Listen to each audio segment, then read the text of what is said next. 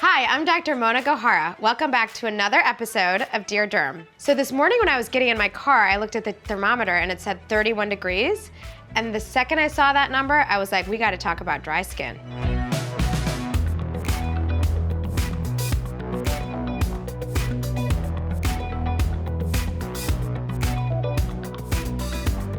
A lot of times my patients come into the office and they ask, Dr. Gohara, is my skin dry or is it dehydrated? And let me just clear up all confusion to everybody. There's really no difference. When you have dry skin, it means that there's not enough water, period. It could mean that there's not enough water being trapped in or that there's too much water leaving the skin. So one way or another, when you start seeing dry skin, just know it's your mission to start replacing that H2O. So there are 3 different reasons why your skin could be feeling a little bit dry or dehydrated. It could be a routine thing, it could be an environment thing, or it could be a physiology thing.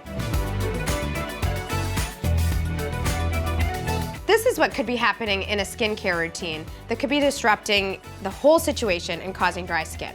Number 1, you could be using a harsh cleanser. Harsh cleansers disrupt your epidermal barrier, that's the top layer of your skin, and your barrier is like fully responsible. It is like the thing that is responsible for keeping water locked in and for keeping water from evaporating out. So the second that baby's disruptive, it's like game over and dry skin. Make sure you use a gentle cleanser every single day. So when you're in the aisle, make sure to avoid products that have sulfates in them. The longer chemical name is sodium lauryl sulfate. Just steer clear.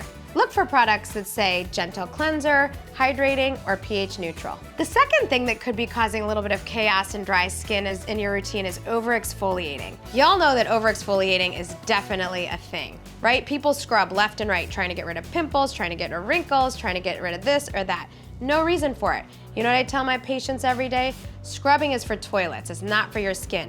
Be gentle to your skin, and exfoliating 1 or 2 times a week, that's completely fine. That's enough. Give your skin a break.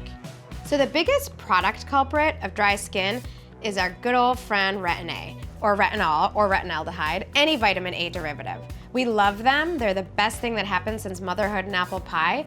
They help us to fight wrinkles and acne and give us an even complexion, but they definitely can give us dry skin if they're overused. So here's what you do. A pea-sized amount, put it on the tip of your finger, divide it equally amongst the 4 quadrants of your face. So a quarter of a pea, a quarter of a pea, a quarter of a pea, a quarter of a pea. Say that fast 4 times, and then put on a moisturizer. Work up gradually, do it like 1 time a week, then 2 times a week, then 3 times a week, and I guarantee you won't have dry skin. So make sure to separate glycolic acid from retinol, because together, they're definitely a recipe for dry skin.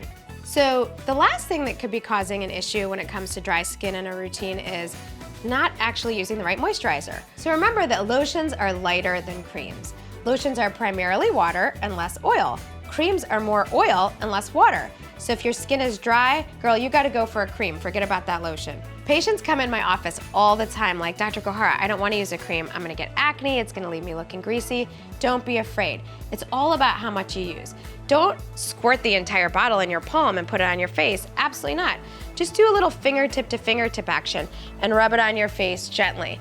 I actually use Vaseline morning and night, and I'm not walking around like a grease bomb. That was a lot of information, so let's recap. The 4 things that could be causing dry skin in a routine are, number 1, a cleanser with sulfate in it, number 2, over-exfoliating, number 3, too much retinol, and number 4, you're just not using a cream. All right, category number 2, the environment. How is the environment contributing to dry skin?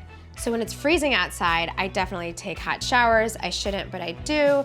I get in the car, I blast the heat. The wind is full force on my face. All of those things are super disruptive to my skin barrier. Moisture seeps out. So definitely, before you leave the house, make sure your skin is super well lubricated. So the third reason you could be having dry skin is from a physiologic reason. It could be something like a rash, like rosacea, eczema, psoriasis, or it actually could be something more internal, like your thyroid. So if you feel like there's something else going on with your body and you know your body best, make sure to go see a board-certified dermatologist or your primary care doctor.